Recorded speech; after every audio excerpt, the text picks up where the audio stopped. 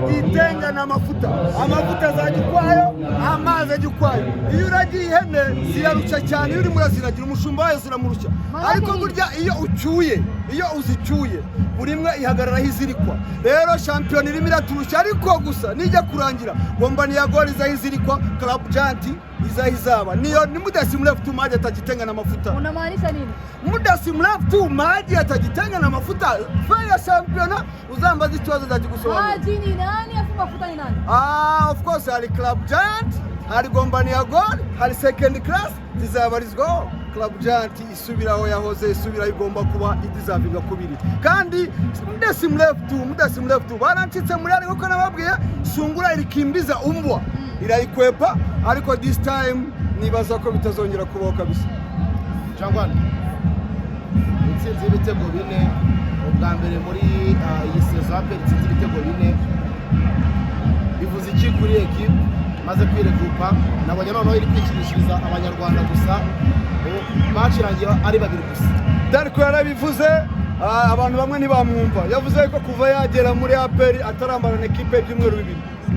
Nta na rimwe ageze amarana equipe ibyumweru bibiri. Iyo mayoneze, iyo cohesion yari taraza mu bakinnyi. Ubu ngubu urabona ko byatangiye gufata. Ntumenye ububenceri, ntumenye ubanzamo Bakanondo mwamubonye, wabita Baka wamubonye. Bamwita ngo ni left foot magician yure. Akaguru kiwe kimoso ni zahabu, akaguru k'indyo ni gol.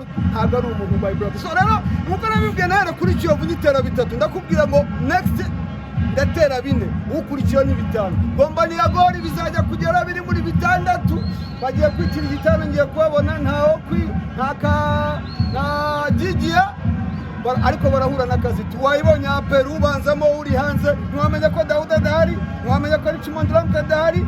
Ikipe iruzuye cyangwa abo bakinnyi n'ubundi batsinze ku ikipe ya Rayon Sports bari bahari. Bagenze gutubya ngo ibitego muyibure mu mahoro. Nibaza ko nabwo habayemo malchance gusa mu mukino. Urebye Mamadusi contre na Gardia na Kirata, urebye ipoto ya Ramazani, navuga ko twabuze chance gusa byaranze. Ariko kuri uyu munsi wabonye ko turimo turataravaya muri attaque, kandi byatangiye kuza turimo turate ibyo bitego no gutsinda ibitego by'uburyo bwose. Nimba ikipe yakoze block ba explore individuel ziraza baka explore individuel za Clement Nigena. So nibaza ko tuzadutsinda ibitego byubakitse, ibitego bire explore individuel mu buryo bwose bushoboka. Ibitego bizaboneka uyu mwaka. Icyo nakubwira hii inaweza kukupa ndoa bila kupenda.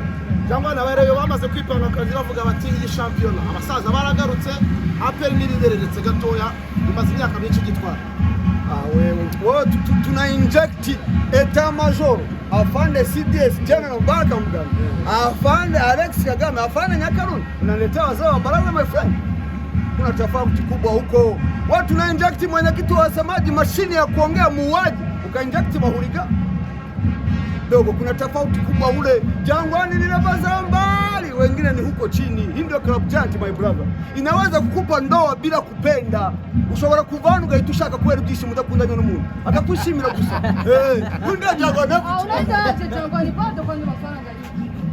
Uracagaze kuri kugikombe uvuga ati ngenda rwana kugeza gitwara. Ubundi ikintu kigora mu buzima. Ntabwo ufite kweli Gombania Gor. Gombania Gor. Ugisha kuri ku mutima ntabwo. Iyi ngiyi ikintu kinini izakora n'umwanya wa gatatu. We kataka kantu kabika umwanya wa gatatu. Nicyo kintu kinini izakora umwanya wa gatatu. Sinakubwiye ko shampiyona izajya kurangira ihene ziri kwa. Iyo uragiye ihene umushumba wazo ziramugora cyane iyo ziragiye ziri kurisha. Ariko iyo zicyuye ntago zimurusha zitazihagarara. Shampiyona rero Gombania Gor na second class zigomba kurusha umuntu. Ariko fe ya shampiyona zigomba kumenya aho zizahagarara. Club Giant kamenya ibari. Maana ile ekipe ni mbuzi. Gombania Gor hawana vigezo, they don't have structure.